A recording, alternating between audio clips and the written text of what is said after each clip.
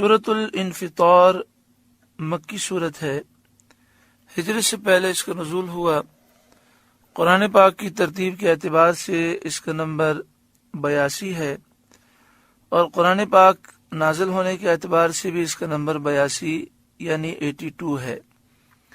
اس میں 19 آیتیں ہیں، ایک رکوع ہے، 80 کلمات ہیں اور 327 حروف ہیں۔ بسم اللہ الرحمن الرحیم، اللہ کے نام سے شروع جو بہت ہی زیادہ مہربان نہایت رحم کرنے والا۔ اذا السماء انفطرت، جب آسمان پھٹ جائے، وَإِذَا الْكَوَاكِبُ انتثرت، اور جب ستارے جھڑ جائیں اور جب تارے جھڑ پڑیں، وَإِذَا الْبِحَارُ فُجِّرَتْ، اور جب سمندر بہا دیے جائیں، میٹھا پانی اور نمکین پانی سب مل کر ایک ہو جائیں، وَإِذَا الْقُبُورُ بُعْثِرَتْ، اور جب قبریں کریدی جائیں، کھولی جائیں اور ان کے مردے زندہ کر کے نکالے جائیں، عَلِمَتْ نَفْسٌ مَا قَدَّمَتْ وَأَخَّرَتْ،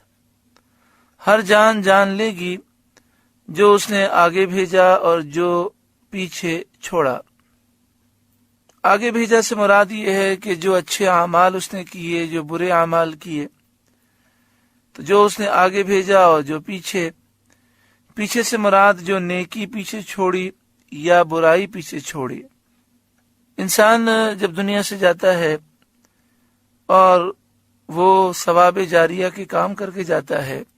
مثلا مسجد بنائی، مدرسہ بنایا، کنواں کھدوایا،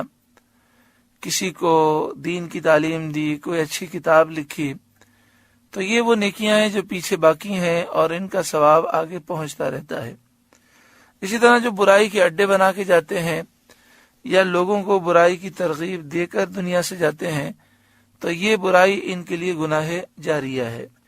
اور ایک قول یہ ہے کہ جو آگے بھیجا اس سے صدقات و خیرات مراد ہیں، اور جو پیچھے چھوڑا اس سے مراد میراث ہے، جائیداد ہے۔ انسان کا اصل مال وہ ہے جو وہ اللہ تعالیٰ کی راہ میں آگے بھیج دے، مرنے کے بعد جو پیچھے وہ چھوڑ کر گیا وہ تو ورثہ کا مال ہے۔ یا ایھا الانسان ما غرک بربک الکریم، اے انسان تجھے کس چیز نے فریب دیا اپنے کرم والے رب سے، کس چیز نے تجھے دھوکے میں ڈال دیا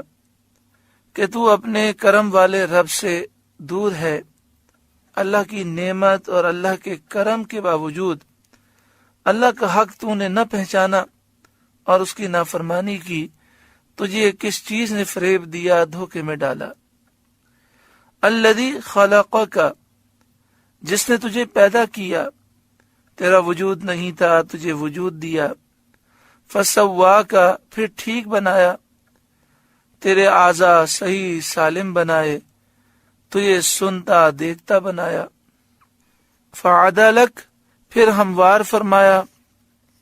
اعضاء میں مناسبت رکھی، جس عضو کو جتنی ضرورت تھی اتنا بنایا، جس عضو کے لیے جتنی وسعت کی ضرورت تھی ویسی اسے وسعت اور ویسی اسے شکل عطا فرمائی۔